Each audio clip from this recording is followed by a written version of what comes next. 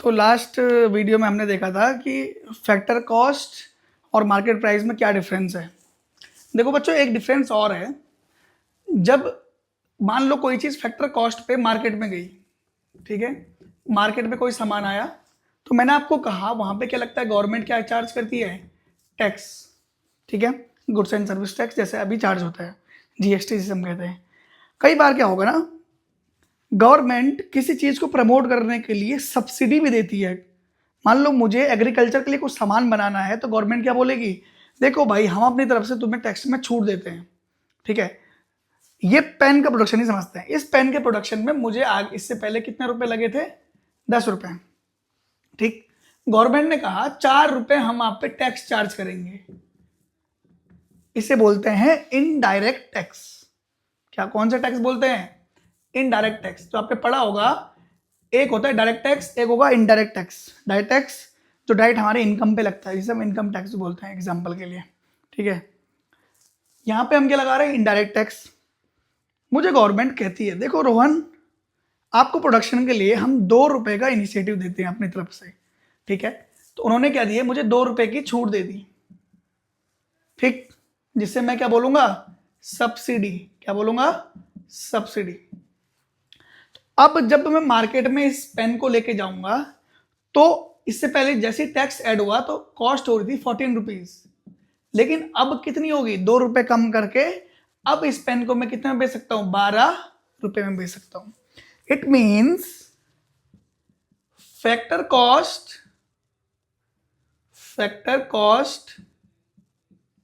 Plus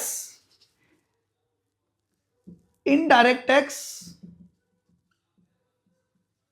minus subsidy, ये किसके equal होगा, मार्केट प्राइस के इक्वल होगा। और ध्यान रखो, ये नेट, ये इनडायरेक्ट टैक्स माइनस सब्सिडी को ही हम कहते हैं नेट इनडायरेक्ट टैक्स। बहुत बहुत बहुत इंपॉर्टेंट कॉन्सेप्ट है। आगे के सारे क्वेश्चन में बच्चों आपका कम से कम 10 नंबर का क्वेश्चन इससे रिलेटेड है। मार्केट प्राइस, फैक्टर कॉस्ट, पूरी की पूरी नेशनल इनकम का चैप्टर इससे रिलेटेड है। इसलिए बहुत जरूरी है इसको समझना कि मार्केट प्राइस और फैक्टर कॉस्ट में क्या डिफरेंस है। Market price is equal two factor cost plus indirect tax minus subsidy, it means net indirect tax. तो जब भी हम मार्केट प्राइस में, फैक्टर कॉस्ट में है, नेट इनडायरेक्ट टैक्स ऐड करते हैं तो हमारा क्या बनता है, मार्केट प्राइस बनता है। बहुत इंपॉर्टेंट, याद रखना। मुझे अगर मार्केट प्राइस को फैक्टर कॉस्ट में चेंज करना है, तो उसमें से मार्केट प्राइस में से माइनस करना होगा नेट इनडायरेक्ट टैक्स, ठीक है। अगर मुझे फैक्टर कॉस्ट को चेंज करना है मार्केट प्राइस में, तो उसमें ऐड करना होगा नेट इनडायरेक्ट टैक्स।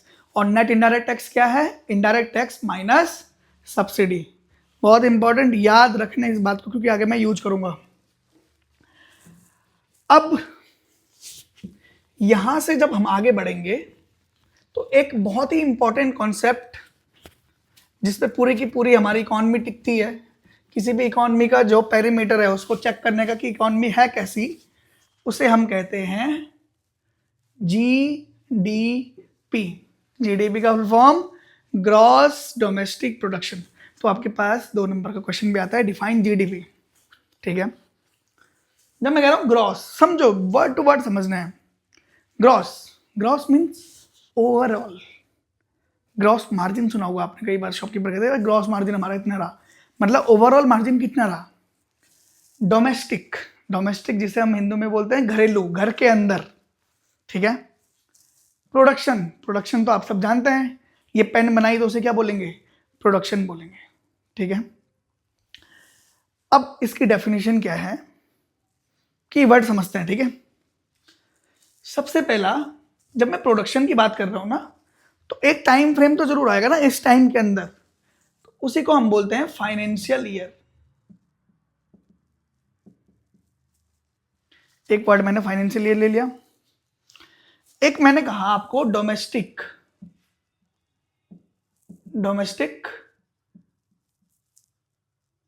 बाउंड्री, ठीक है।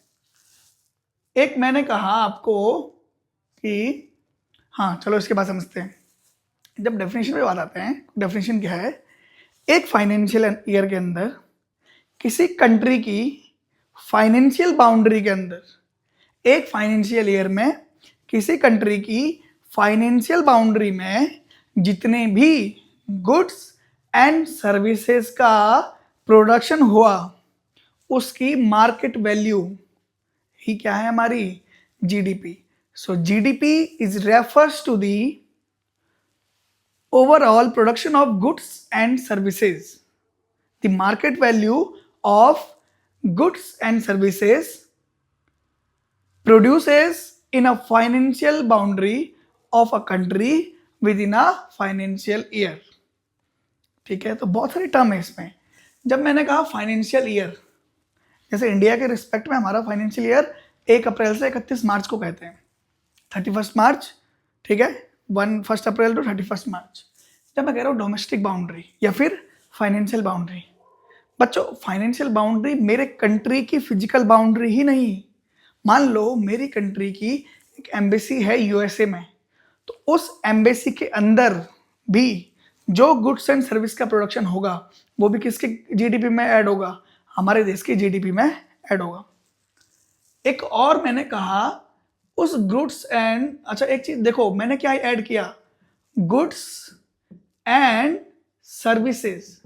याद रखना मैं सर्विसेज भी कह रहा हूं आपको, गुड्स एंड सर्विसेज. सिर्फ गुड्स ही नहीं होंगे, जैसे मैं आपको पढ़ा रहा हूं तो ये क्या है ये क्या है, ये सर्विसेज है. ठीक है, तो गुड्स एंड सर्विसेज की मार्केट वैल्यू, जैसे ही मार्केट वैल्यू आपको याद आया, आपको मार्केट प्राइस याद आना चाहिए, और market price means government tax. ठीक है, किसी फाइनेंशियल ईयर, याद रखो, किसी फाइनेंशियल ईयर के अंदर किसी कंट्री की फाइनेंशियल बाउंड्री में जितने भी गुड्स एंड सर्विसेज का प्रोडक्शन होगा उसकी मार्केट वैल्यू ही क्या है, जीडीपी. ठीक है, अब मैं आपको 2 वर्ड लिख रहा हूं, जीडीपी एफसी, जीडीपी एमपी. याद आ रहा है कुछ?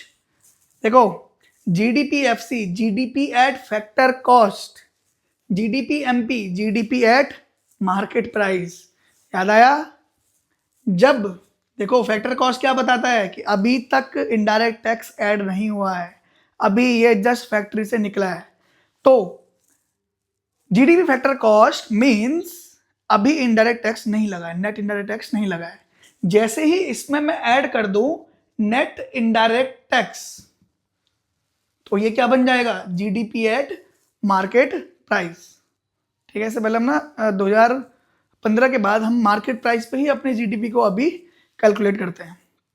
ठीक है, तो GDP factor cost plus net indirect tax, it mean GDP market price. ठीक है, याद रहेगा जीडीपी की डेफिनेशन. ठीक, अगली वीडियो में हम इससे आगे डिस्कस करेंगे अब.